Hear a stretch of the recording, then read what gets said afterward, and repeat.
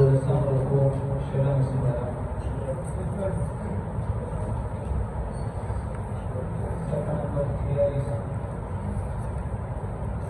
أعوذ بالله من الشيطان الرجيم بسم الله الرحمن الرحيم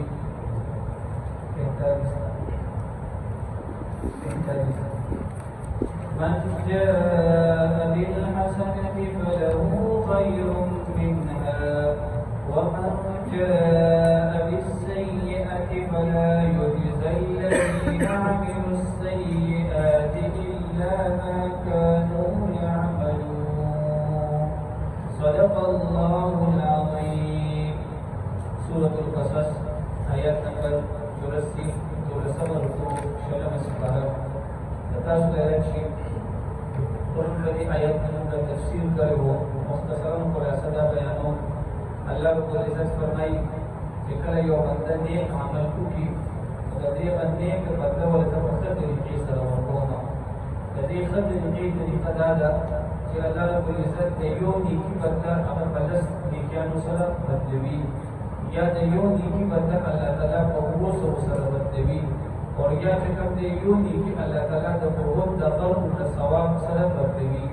د دې درې مانو تطبیق دا دی چې د دې ټول تعلق د اخلاص سره دی. په عمل کې چې اخلاص لږ وي نو د هغې اجر په لس نیکیانې وي. په عمل کې اخلاص لږ زیات وي نو هغه په 200 باندې بدلېږي او که په عمل کې اخلاص زیات وي نو هغه الله تعالی د قرب د غرب نه نصیب ورکوي. الله دې زموږ ستاسو په عملونو کې هم اخلاص نصیب کړي. من جاء بالحسنة وسكرا فنكسرا فله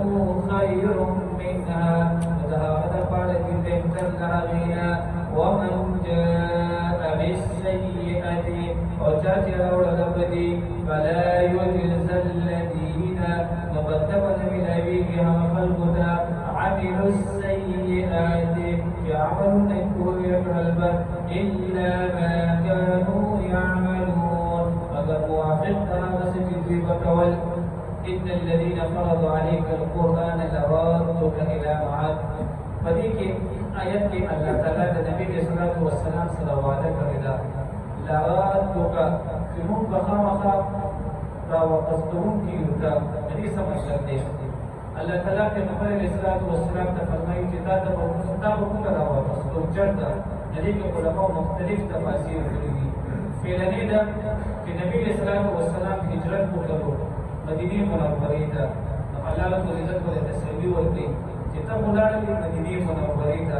او په هجرت کې چې کوم ټول تاسو د خپل طریق کسانو او تا به موږ د هغه ځای نه واپس مکې مکرمه ته راوړو. هغه بیا تاسو هم د فتح مکې په موقع کې الله تعالی نبی صلی الله علیه وسلم سره ګڼ شمېر چې کوم دي صحابه راوستل او په فاتحانه انداز کې نبی صلی الله علیه وسلم مکې مکرمه ته داخل شو. نو الله تعالی د خپل وعده دې اشتیا کړه.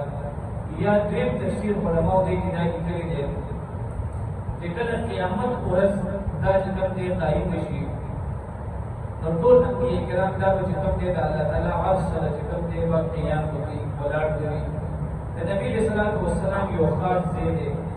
هلته چې کوم دی یوه جنډه به ولاړې وي چې د هغې کې ویل کېږي لواء الحمد په دغه جنډه باندې په دا لیکلي شوي وي او دغه ځای ته به چې کوم دی نبي علیه صلات وسلام الله تعالی به ورځ د قیامت بیا راغواړي. نو موږ چې کوم دی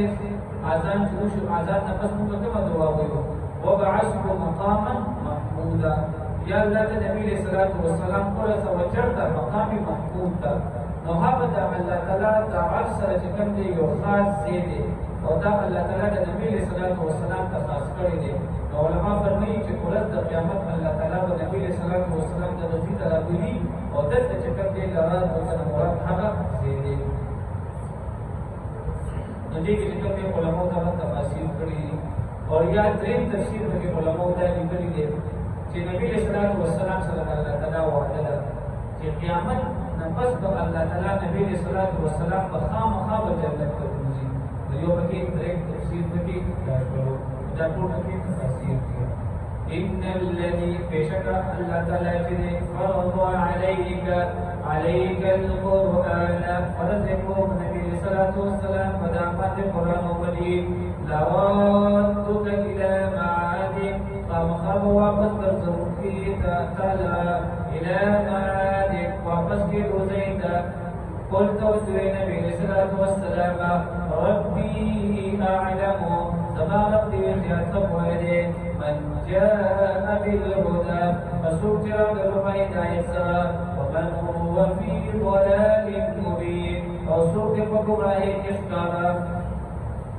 وما كنت ترجو وتؤمن على النبي صلى الله عليه وسلم أن يلقى إليك الكتاب لازم بقريش النبي صلى الله عليه وسلم استعترفت الكتاب كتاب إلا رحمة من ربك فكتب رحمة النبي صلى الله عليه وسلم استعترف سلبي فلا تكونن فسيس كلمة النبي صلى الله عليه وسلم ظهيرا فلتا للكافرين كافرا مدفارا مدد خطاب كتاب دي نبي صلى الله عليه وسلم کرے اللہ وہ فرمائے کہ تے کافر مدد مت کرو نبی صلی اللہ علیہ وسلم کافر مدد سره کړی نه دي مدد ته مراد چې کوم دي هغه عام مسلمانان دي عام مسلمان ته خطاب دي تاسو ور کافرانو امداد نه کوي ولا يصدنك او نبی صلی الله علیه وسلم ته من نکړي عن آیات الله دلت على آیاتنا بعد إذ أنزلت فاستعبن جهاد كلا نازل كيشو إليك نبي صلى الله عليه وسلم استعترفت وادع إلى ربك ودعوت النبي صلى الله عليه وسلم إلى ربك لقد اعترفت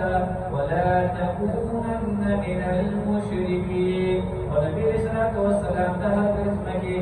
من المشركين مشركاتنا ولا تدع مع الله ونبي صلى الله عليه وسلم تم بلد الله رب العزة إلها آخر فالمعبود لا إله إلا هو اشتري فالسوق معبود إلا هو سوى رب العزة كل شيء هالك هل يشهد هلك يمكنه إلا وجهه يتزمق ذات سوى الله تعالى ذات ما سوى هل يشهد هلك له الحكم لنا كل ذنب وقمه وإليه ترجعون والله طلبت لكمه وقصدي وآخر دعوانا الحمد لله رب العالمين آمين الحمد لله رب العالمين والعاقبة للمتقين والصلاة والسلام على سيدنا